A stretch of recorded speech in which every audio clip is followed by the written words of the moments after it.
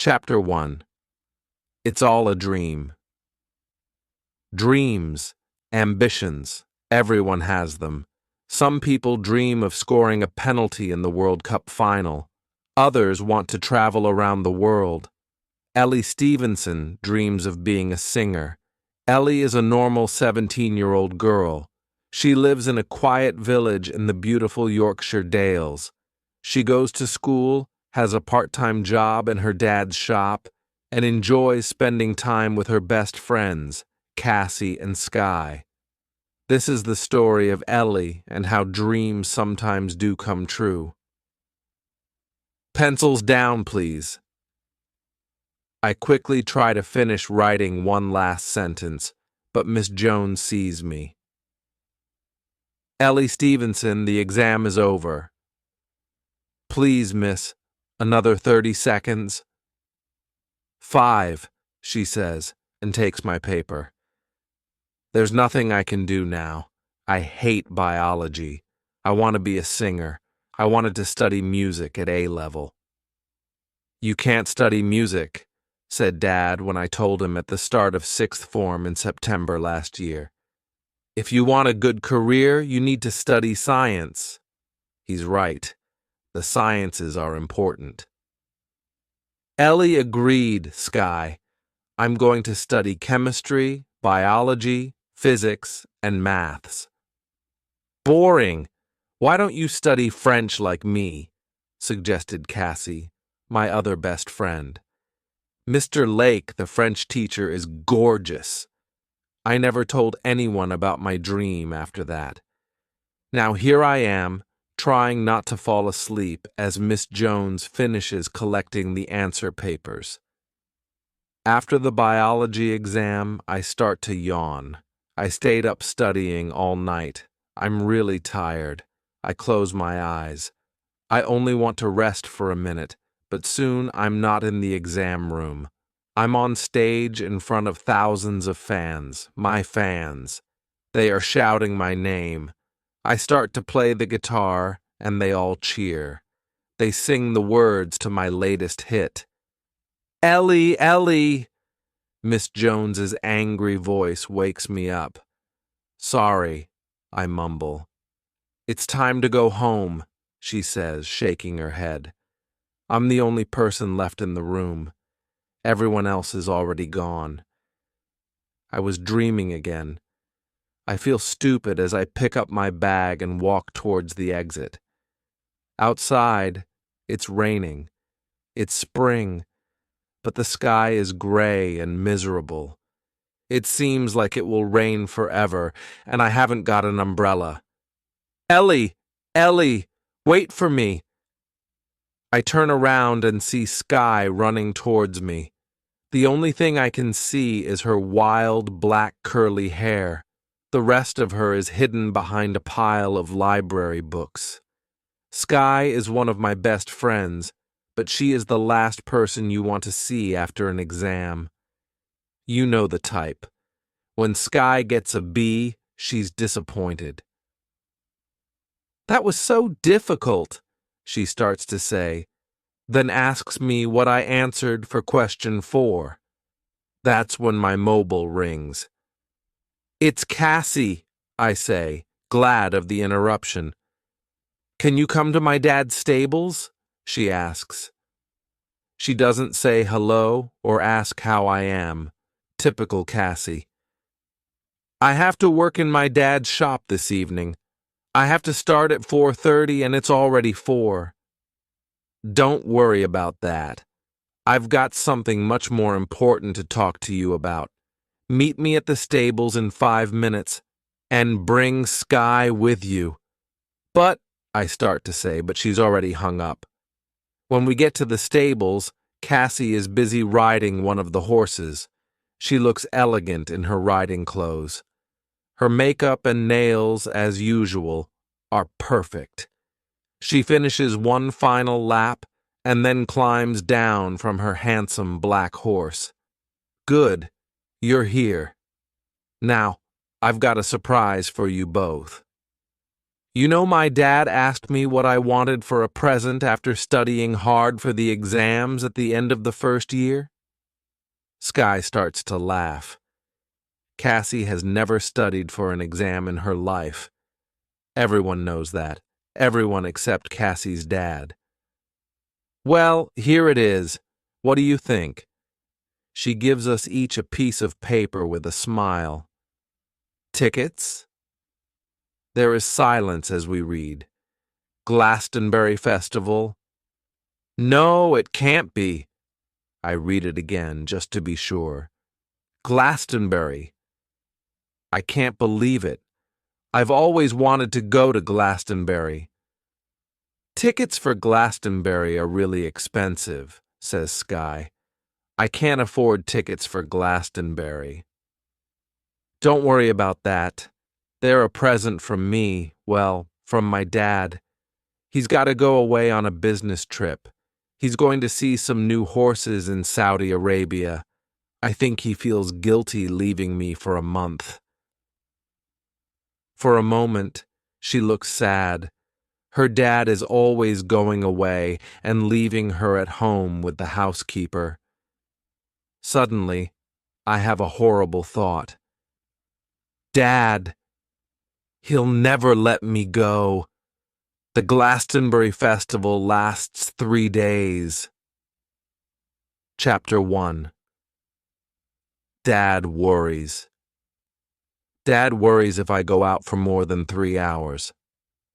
What's wrong, Ellie? Asks Cassie. Aren't you happy? I thought you loved music. I do, I say quickly. I do. And of course I want to go. It's just that I feel stupid. I'm 17 years old, but I sound like a baby.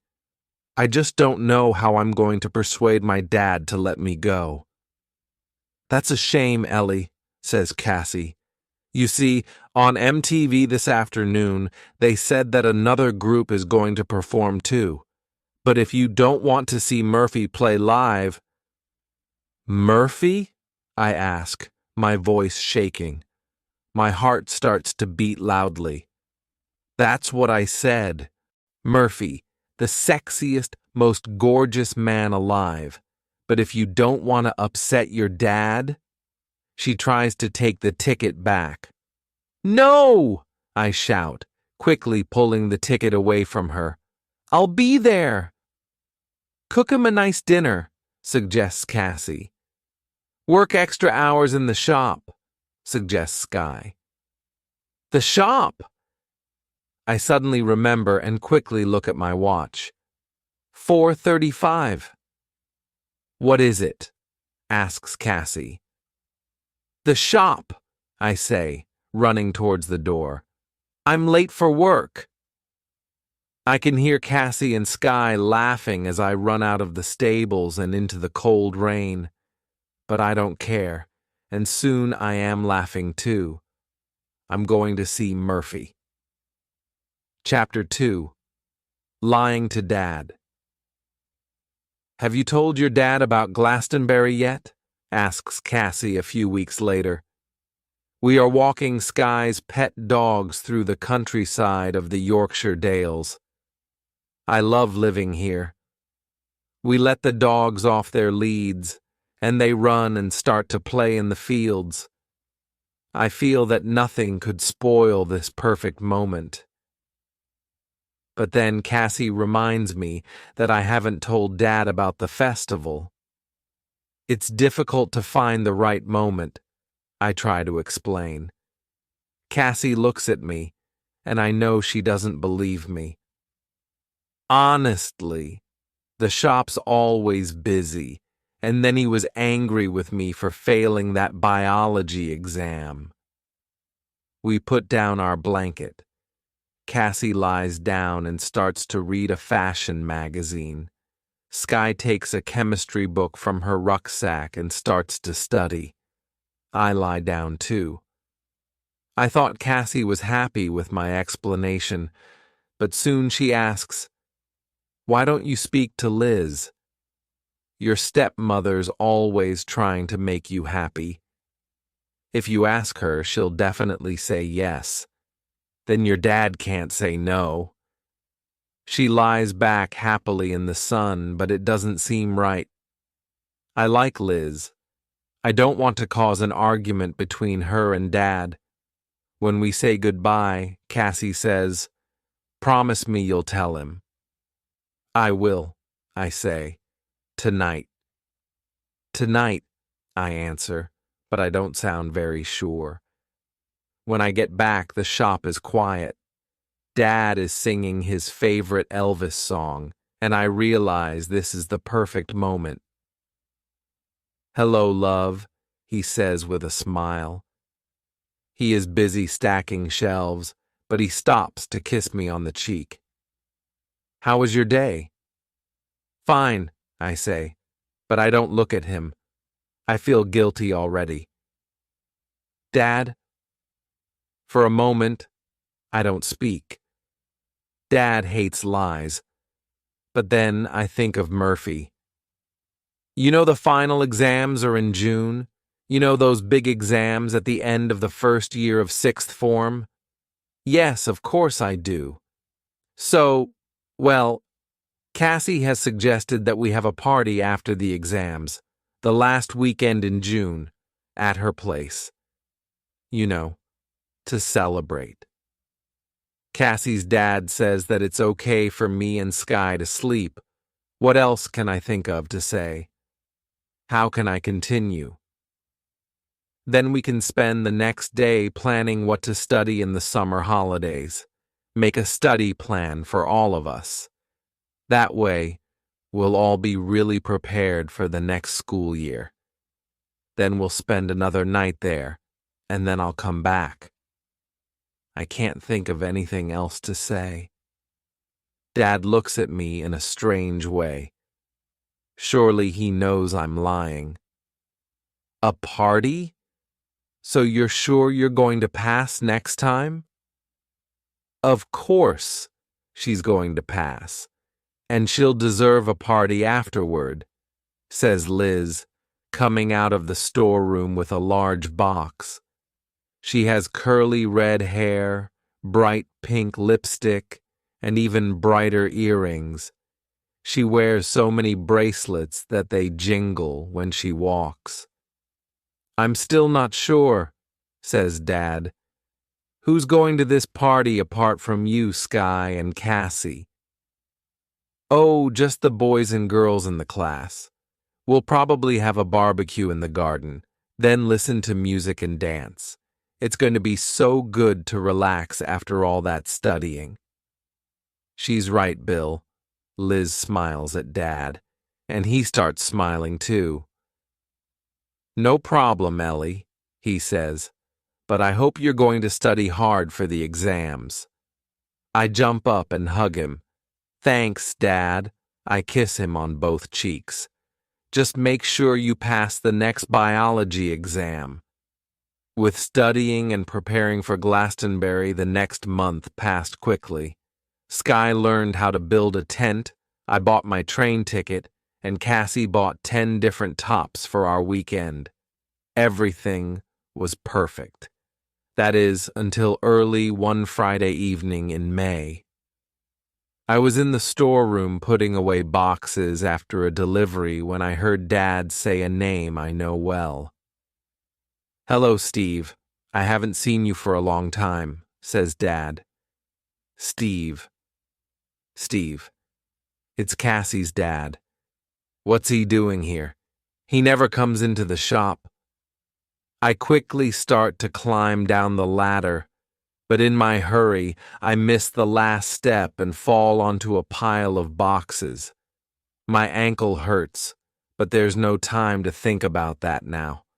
I run as fast as I can into the shop. My dad continues talking to Steve. "It's nice of you to let the class have a party at your place, Steve," says Dad. Steve looks confused. "Sorry. What party?" I watch them in silence. I don't even breathe. "After the exams, the last weekend in June, I think." Chapter 2. Continued. Dad finds out. Then you're going to have 3 teenage girls in the house for a couple of days. Almost as bad as the party, Dad continued. My heart starts to beat faster and faster as I wait for Steve to answer. Please don't tell him, please. Oh, now I know what weekend you're talking about, Bill, says Steve. But there's no party that weekend. That's when the girls are going to Glastonbury. No, Glastonbury, says Dad, his face starting to turn red. You mean the rock concert? Yes. Anyway, I must go, Bill. Come and have a drink with me at the golf club sometime. But Dad doesn't answer him. Slowly, he looks at me. His eyes are big and angry, and even his bald head has turned purple. At that moment I knew that my dream of seeing Murphy was over. Chapter 3. Dad finds out. But I'm 17 years old, Dad. I'm not a baby anymore. I don't care. You're living in my house. That means you do what I tell you to do. There will be no rock concerts. It's an arts festival, not a rock concert. I don't care what it is.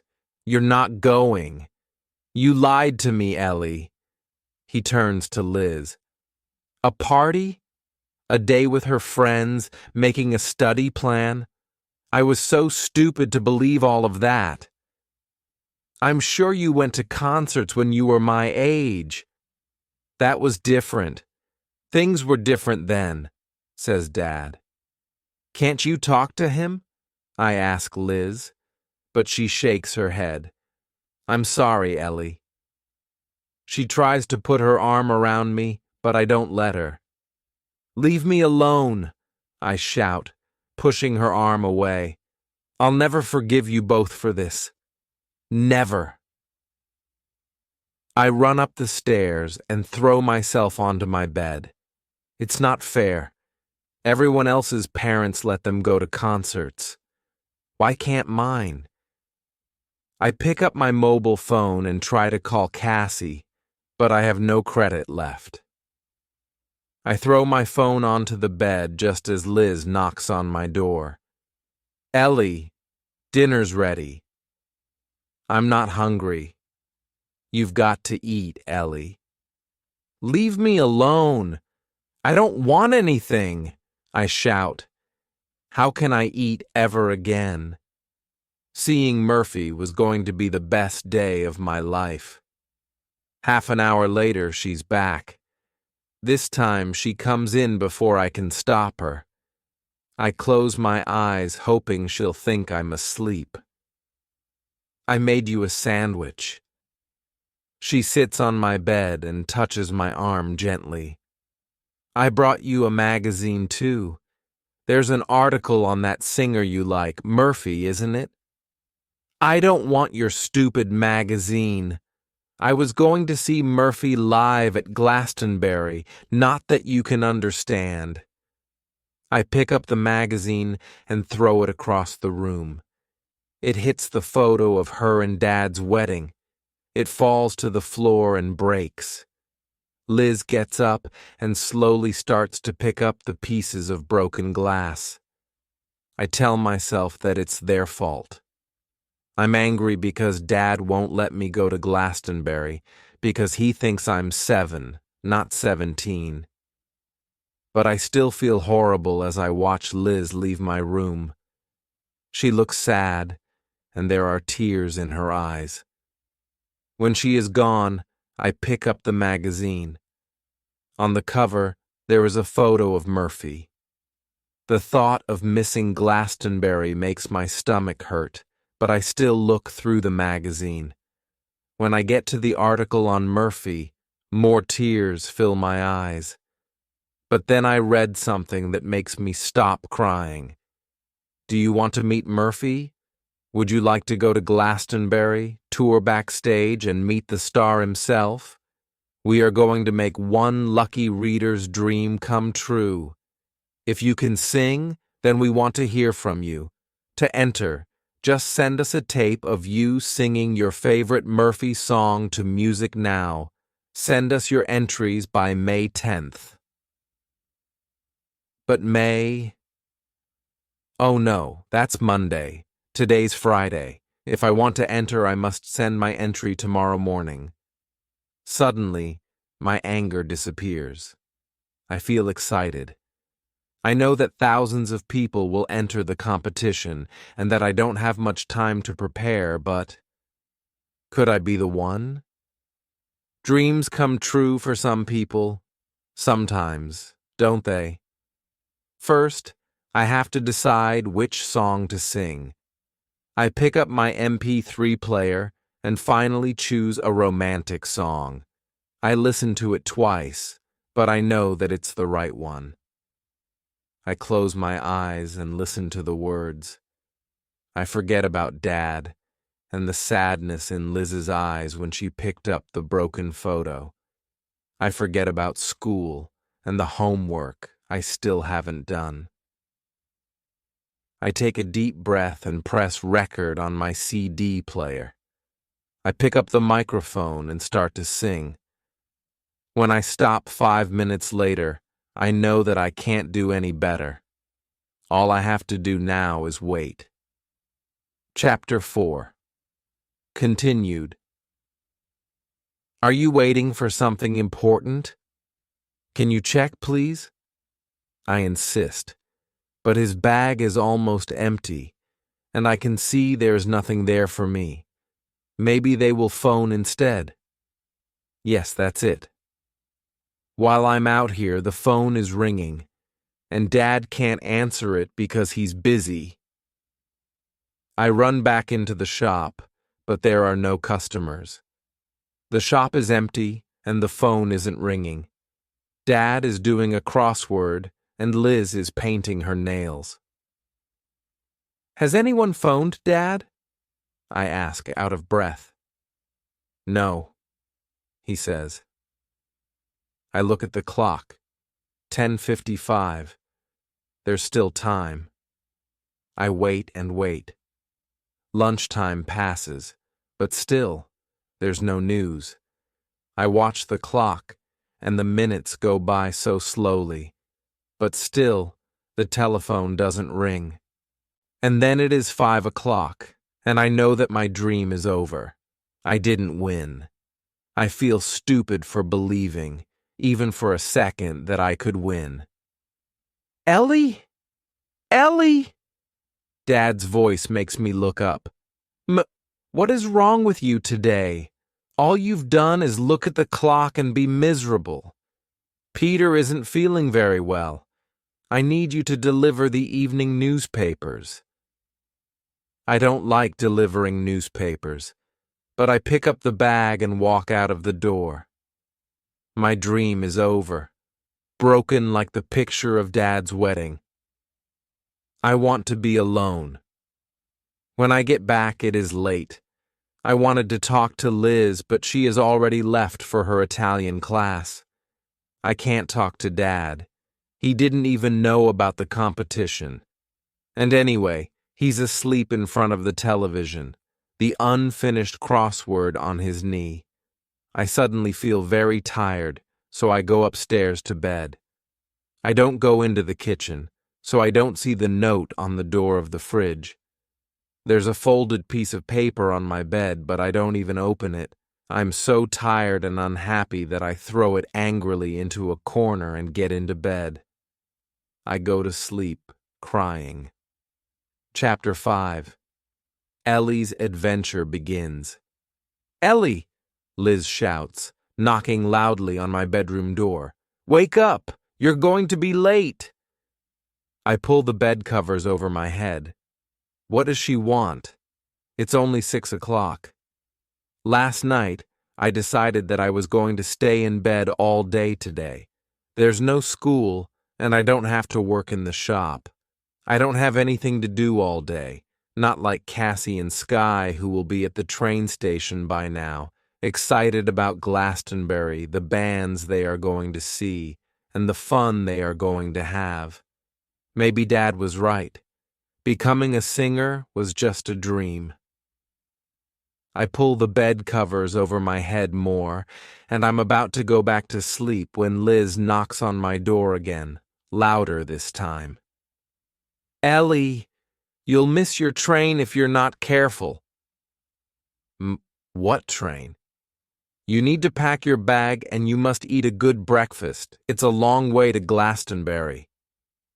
Glastonbury? I throw the bed covers off me and get quickly out of bed. What do you mean?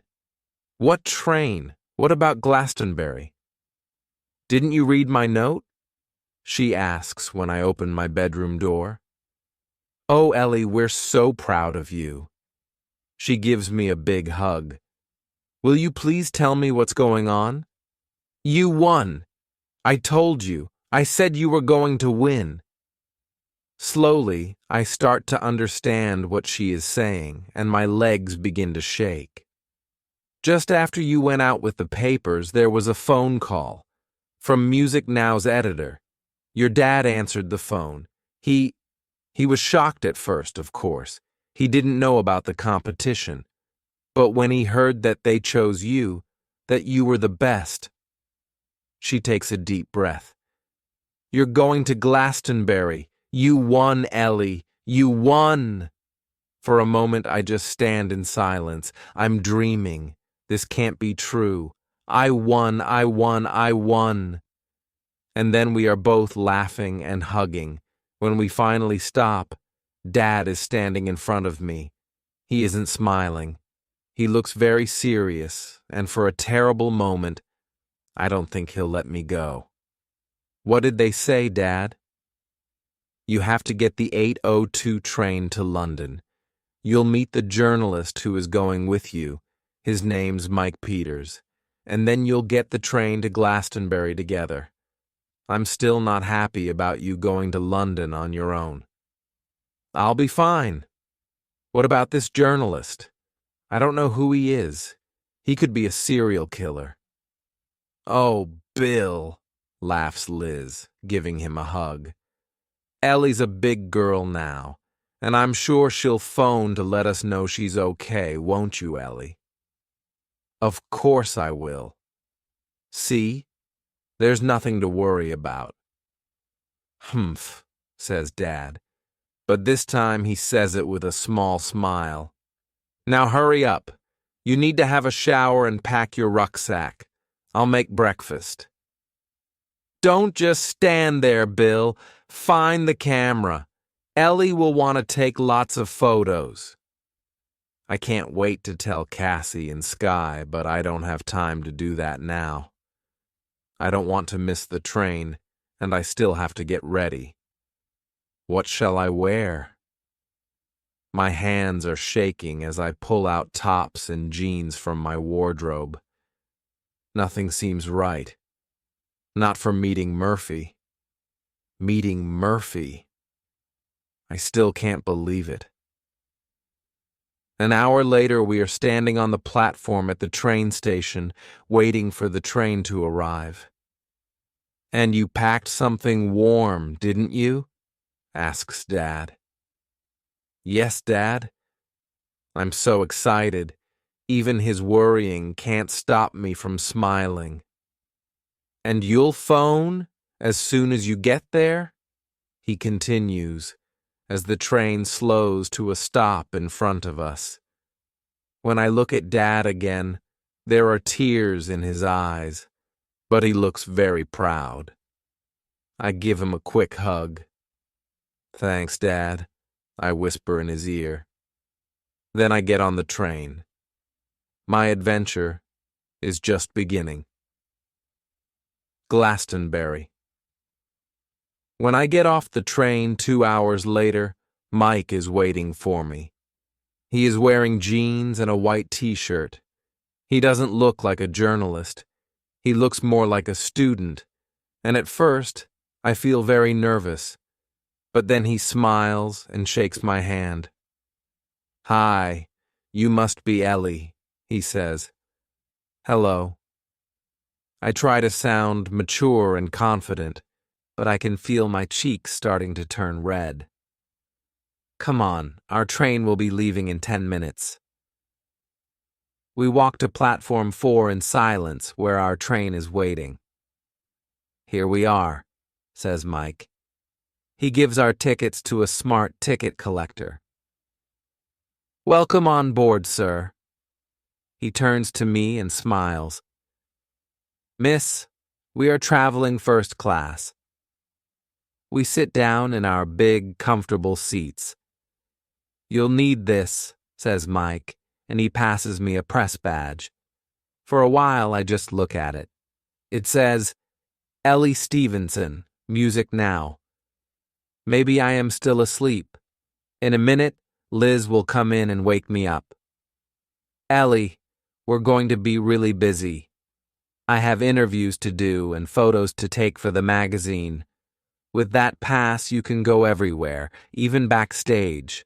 Sometimes I might have to leave you alone. Is that okay? Okay. Is he joking? Backstage? This is amazing. Our interview with Murphy is at 6 o'clock this evening. Murphy hates people who are late, so we must get there on time. He gives me a copy of the questions we will ask, and for the rest of the journey, we talk about music. As we get closer to our destination, the train gets very full. Most of the passengers talk excitedly about the festival. The atmosphere is amazing, and we haven't even arrived yet. When we get off the bus that takes us from Castle Cary Station to the site, it's raining, but I don't care, and nobody else seems to either. This is going to be the best weekend of my life. For a moment, I just stand and look around, seeing things that I have only read about before. The sea of tents in the distance, the huge pyramid stage where Murphy will play later on, the friendly and relaxed atmosphere. I need to take some photos before our interview with Murphy, says Mike, interrupting my thoughts. Have a look around. This is my mobile number if you need me. He gives me a piece of paper. Have a good time. And with a wave, he disappears into the crowd. After phoning Dad, I decide to phone Cassie and Sky. They still don't know that I'm here. Cassie, I say when she eventually answers the phone. Yes? The line is very bad. It's me, Ellie. Guess where I am? What? It's Ellie. I'm here at Glastonbury, I shout back. I'm at the pyramid stage. Where are you? But then I see her. I walk over to my two friends. Sky sees me first. Ellie! She shouts and throws her arms around me. Then Cassie screams, a big smile on her face. What are you doing here? She gives me a hug, and I quickly tell them about the competition. Wait a minute, Cassie says, her mouth open in disbelief. You're going to meet Murphy? The Murphy? I smile and nod. When? Where? Tell me, Ellie, this is amazing. She starts to jump up and down and hugs Sky excitedly. We're going to meet Murphy. I need to get changed. Which top shall I wear? The pink one or the green one? And my hair? She takes a mirror out of her bag and looks at her reflection carefully. Cassie, I'm sorry. I try to explain, but my mobile starts to ring. It's Mike.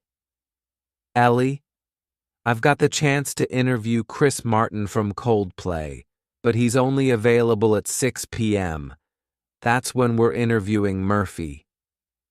I know. Will you be okay to do the interview by yourself? You have the questions and your backstage pass, don't you? I'll let them know that you'll be alone, okay? But before I can ask anything else, The line goes dead. I quickly try to phone Mike back, but his phone is engaged. What do I do now? I want to meet Murphy more than anything, but can I really go there by myself? What do you think, Ellie? Asks Cassie. I almost forgot that Cassie and Sky were there. I was asking Sky which earrings go best with my green top, says Cassie. Cassie, I try to interrupt, but she is so excited that she doesn't hear me. She obviously thinks that they're coming with me, but they can't. I only have one backstage pass. These, or my silver ones? She holds a different earring up against each ear. Sky, you need to get changed too. You can't meet Murphy looking like that. Cassie, will you shut up and listen to me for a minute? I shout so loudly that she instantly looks at me. I'm really sorry, but you can't come. Her smile disappears, but then she laughs. You're joking, right? But the look on my face tells her that I'm not.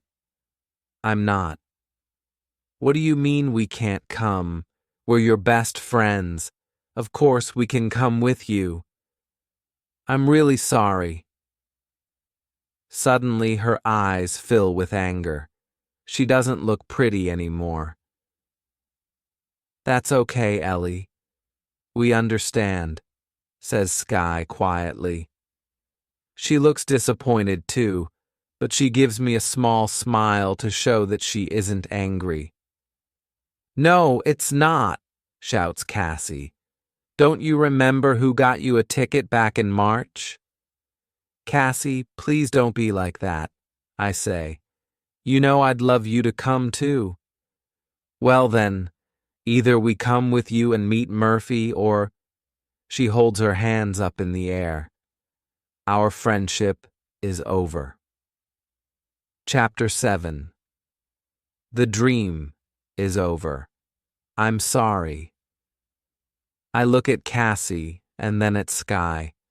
I tell myself that she will understand later, that she can't be angry forever. But I know. Cassie, come on, Sky. Cassie takes Sky's arm and they walk away. I feel awful. They're my best friends, but I can't miss an opportunity like this. I look at my watch. It's already 5:30. I have half an hour before the interview, but when it gets to 5:45, I still haven't found where I need to be.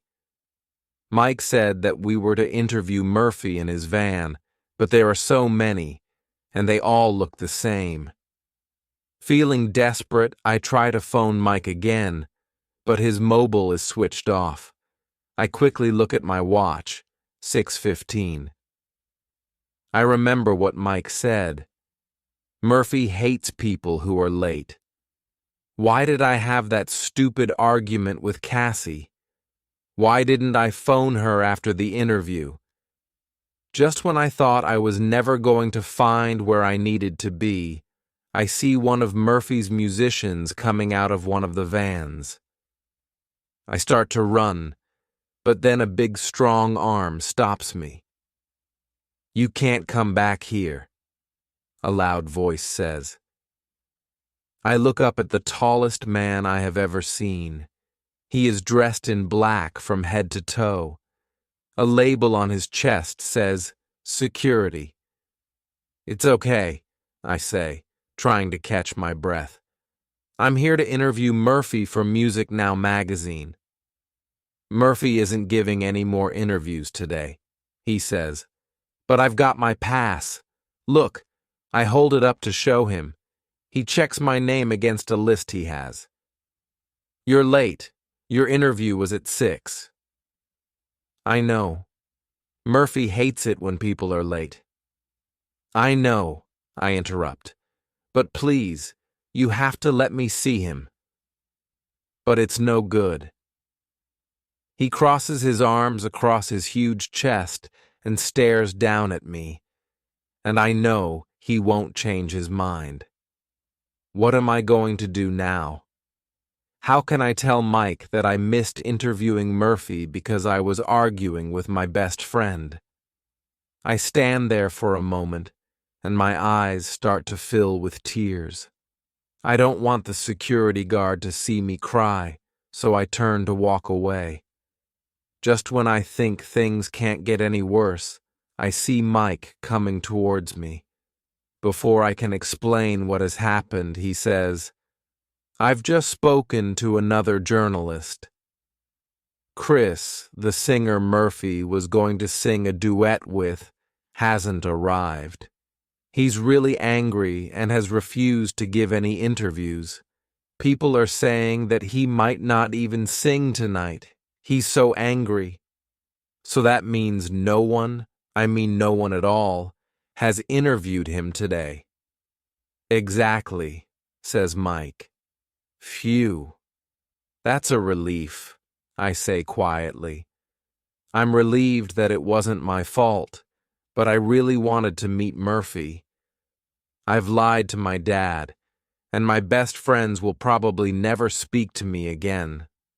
For what? Nothing. "Come on, let's go and enjoy the festival," says Mike, trying to sound cheerful. But I feel awful. "Is it okay if I stay here for a while?" I ask and try to smile. I'd really like to see the next band. I lie. The truth is that I want to be alone. "If you're sure," says Mike, "I'll be at the other stage if you want me." He disappears into the crowd. Everyone looks relaxed and happy, and I feel like I'm the only one who is miserable. After a while, I decide to go and find Cassie and Sky. I'll apologize, and hopefully, Cassie will forgive me. But just as I am about to leave, the door to one of the vans opens, and familiar music fills the air. The security man bends his head low and steps out into the rain. He sees me watching. "I told you there were no interviews. You're wasting your time waiting here." "That music?" I ask. I'm wrong, I must be. The music that's playing inside that van. "Murphy loves it," says the security guard. "What is it? I mean, do you know who it is?" "Some girl who won a competition. The magazine sent it to him and he really likes it. So it is true." Suddenly I don't feel sad anymore. I feel excited and happy and proud all at the same time. I step closer to the van, but the security guard stops me. "You can't go in there, miss," he says. "You don't understand," I say.